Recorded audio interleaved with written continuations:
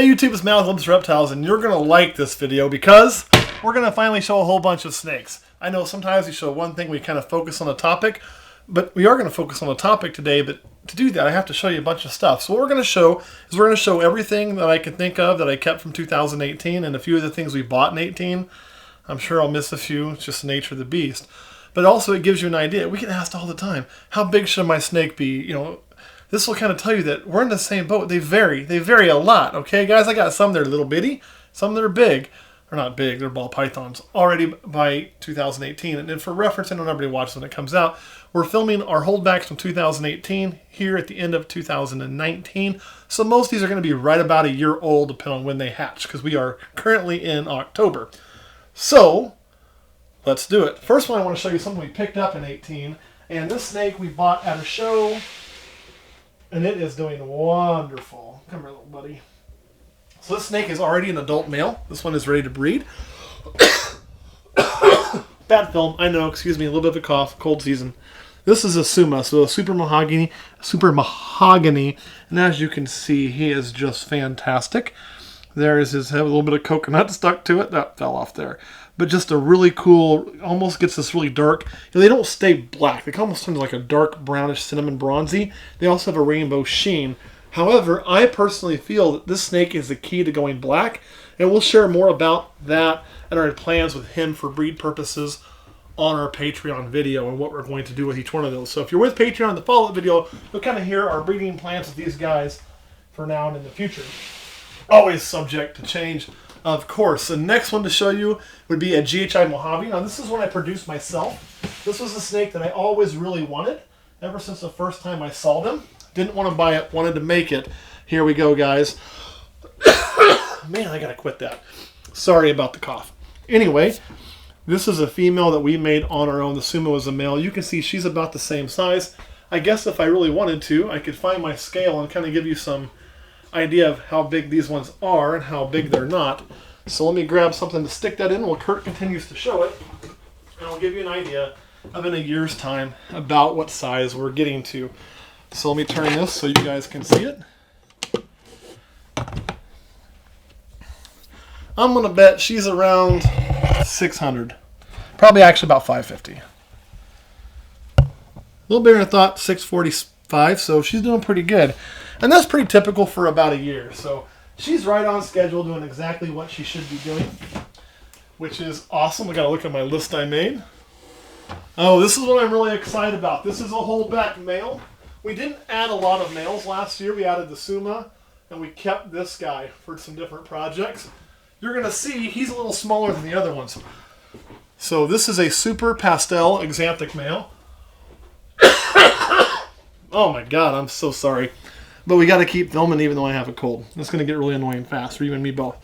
So he's a visual exanthic plus super pastel. You can really see how the colors are on him. Beautiful snake, great blushing.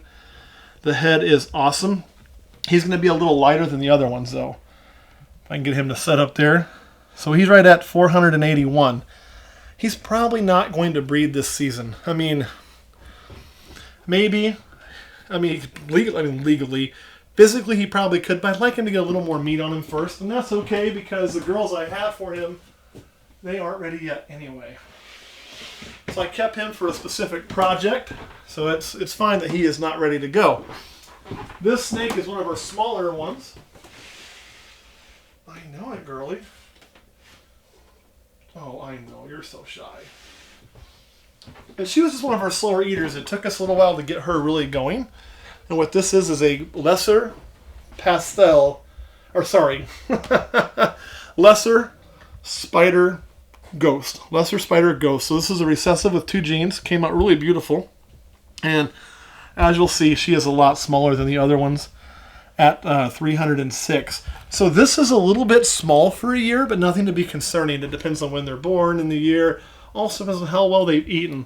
This snake would have had me worried when we first got her going, but she goes pretty good now. She's not an every time eater, but I'd say 3 out of 4 times she eats pretty good. Get you back in there. Now this one is one that's got some decent size to it already. This is also our own production. This was another snake that I wanted for a very, very long time. And guys, I love this animal. I just love the way it looks. It's a simple 3-gene combo, pastel, spider, and calico. The colors it brings out, and then the super high whites. It's just awesome, awesome animals. I'm really hoping to be hatching some more of these very, very soon. I can't wait. They're cooking in the incubator. I also want to hatch a pastel calico, because believe it or not, I've never done that. This one's probably be more along the 800 spot. That was close. 722. So it's also a year old. It's doing very, very good. This is a snake that eats really, really well. Again, for all the hate spider gets, they tend to be pretty good eaters. And you can also see this snake is not displaying any issues whatsoever. It doesn't have wobble.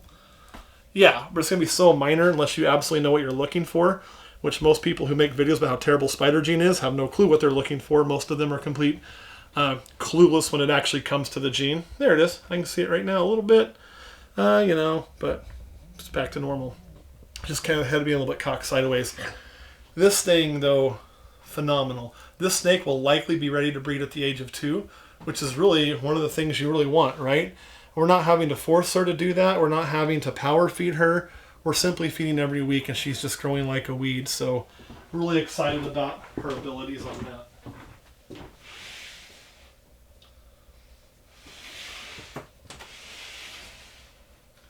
Hiya, girly. Now, I know I showed you a GHI Mojave we kept back, but we also kept back a straight GHI female.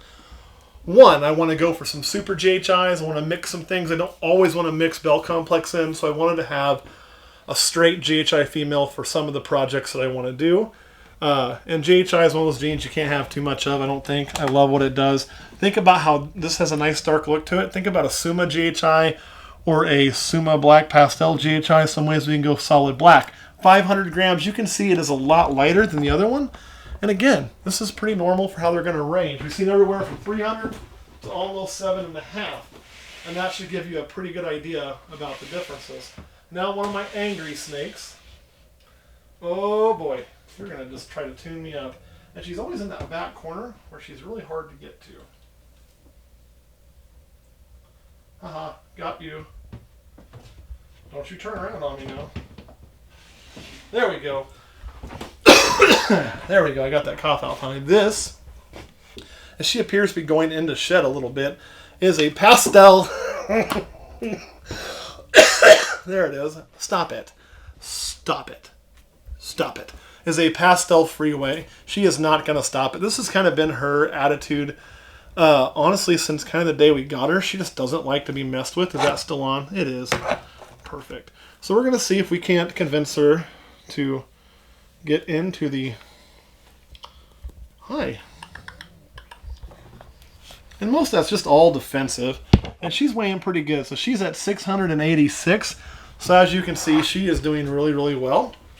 I know, you're going to launch at my face in about 2 seconds. But because you're angry, I'm going to be very, very nice to you and put my hands on you as little as possible. Because I know you don't much like it. There you go, girly. There you go. Back in there you are. So she's doing very, very well. And she is right at a year. Now this is one of the smallest ones we've got. Hi. And this is, of course, a pied. Now I keep my pieds, I handpick them for reasons. So when we hold back a pied, there are certain things I'm looking for. One is color, and you can see, I don't want to poke her right in the nose with my finger, all this bright orange right through here. This not being warm won't bother her as much as my hand. That's kind of what we're looking for. There we go. Because she's kind of pissed too. And then too, we didn't have a lot of selection this year, but I would have liked more white rings. You can see she has about 2, almost, actually a third, almost 4. I would have liked those more to go all around, but hey, beggars can't be choosers, right? And you can see she's clocking in at almost 400. So again, a little on the smaller side. Just doesn't like big meals. Doesn't, not my best feeder. Just that sort of thing. I know. I got a 17 that actually is about in the same boat. Now this is another one that eats really well. Had a few times it took off. It's one of the ones that's most apt to bite me too, but not as bad. And this is such a cool snake. So I didn't really need another albino. I have 2 albino females, both of which we bred this year. One did lay eggs for us. One was just getting up to size, but we'll definitely be ready to go this coming year. We bred her late season. This one obviously isn't of size, But because of the paradoxing on her, I kept her back. She's also a possible het exanthic, but I thought the paradox spotting was just so cool. So I really wanted this snake to stay in facility. And you can see it's just over 500. Now, it did have some times where it was very difficult to get to feed, but then it kind of is catching up. So they kind of do that as well. There you go, little one. Let's see here. I know I've got some more for you. I know I've got some more. Oh, here is another one. This is one I made specifically for Kurt. And I'm so glad I made it because I don't know if we really said anything on YouTube or not, but it's just, we unfortunately did lose our adult champagne. It's the first adult ball python we've ever lost. And that's showing more wobble issue than most of my spiders because it's pissed. But this is a champagne Inchi, and it is not offspring from the adult we lost. We lost our 2-year-old adult. That was her first year breeding. My large female I still have. But I'm glad I kept this because it will give us 2 champagnes. Actually 3. We kept a 19 back from the one I lost this year. So we still have quite a bit of champagne in the collection to work with, which probably Kurt doesn't care about, but I do. And, knowing that they're related because they do have the same father, this one and the one that I lost. Not the same father, sorry, the same mother. And having the offspring held back from that does kind of make it, I don't want to say easier to lose an adult, but it does make it a little bit easier. So this snake is growing rather well right now. And when you put Inchi into the champagne, you bring out a lot of the color and you make for a really awesome snake. So those are the people that don't like champagne, like the guy running the camera right now because he says it destroys all the pattern. I really like champagne. And you can see we're almost 700 grams with this one, so she's doing great. What this does is it takes what he doesn't like about it, which is the fact that it eats the pattern, and it brings the pattern back into the snake. So that makes him very happy. For me, the color and kind of just they're funky, it keeps that going. So it's kind of the best of both worlds. You ready to go back, girl? Let me see if I'm missing anything. I don't think so, guys. I think that is it. Actually, it's not. I remember 2 that aren't on the list. So I'll show you those 2. And that is we added some some clown project that year too. I forgot about buying those 2 females. So let me share them with you.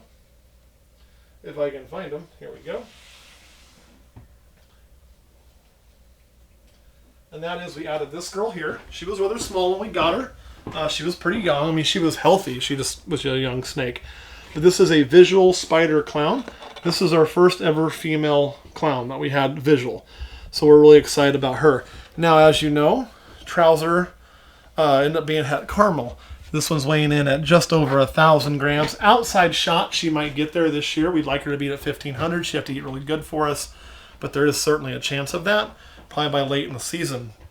Now, since Trouser's het caramel, these snakes have no indication of having any type of caramel in them. So we would be able to breed him to her, and we would release them then as possible het caramels. Let me go get this girl up out of there. Ugh. Now this one was sold to us as a killer bee het clown. Now I wasn't so sure on the killer bee part, and I'm still necessarily not. There might be something else in there besides bumblebee because it's just really light and really nice. But on the killers that I produce anyway, I usually see a lot more blushing. Now we'll know, obviously, when we produce with it, if it is, or if maybe it's got something like another enhancer gene going in, which is more like what I think. Because you see how this is all yellow through here? Let me pull you out something else to focus on. I know. And this is our killer bee. So you can see a vast difference in why I don't think that's killer bee. But you also don't see this much yellow. So I wonder if instead of being killer, they thought they had a killer bee when it was hatched out, but instead they actually had something else with it, like, I don't know, I'd have to do some checking and see what it breeds out that's causing that look and that enhancement, or if it's just a het kind of messing with them, which is also possible. When we got this snake, we had such a hard time getting it to eat, and the spider clown was just ate everything, but this one now has been eating really good. And if you look, it's probably the biggest one I'm going to show you, right at 1423. Means we're about 2 meals away from being able to breed this animal. So I do expect us to pair this one this year to Trouser, which would mean if everything proves out the way it should, hopefully we'll have some visual pastel clowns and spider clowns and bumblebee clowns and God knows what else. All right, guys. That is all that I can remember getting in 2018. I'm sure I missed something, but oh well. If I did, we'll figure it out some other time. Kurt, any questions? Did we hatch out any Orange Dream that year? In 18, we did not. Okay. You're like, see, I'll show you what Kurt's wanting to show. Kurt's memory isn't as good about when we hatch stuff out because, well, he works with the rats every day. I work with the snakes Oh, it's every a day. 17 right down It there. is 17. Third Yeah. from the bottom. Right. Here it is. He was hoping to show off this. But in 18, our Orange Dream didn't go. But that is what we hatched out for Orange Dream. But that is a 2017. Here's the cool thing, too, guys, while we got this out. Let's see what this one weighs. 1191. So right at 1,200 grams. We will need to pack a little weight onto this one, but I am hoping that she'll be able to breed. Probably not at the very beginning of breed season, but we're running so late this year anyway. I'm hoping to put that 300 grams on her before the year changes and be able to breed her pretty solidly. All right, anything else you want to add, Kurt? No. All right, guys, thanks for watching. See you next week.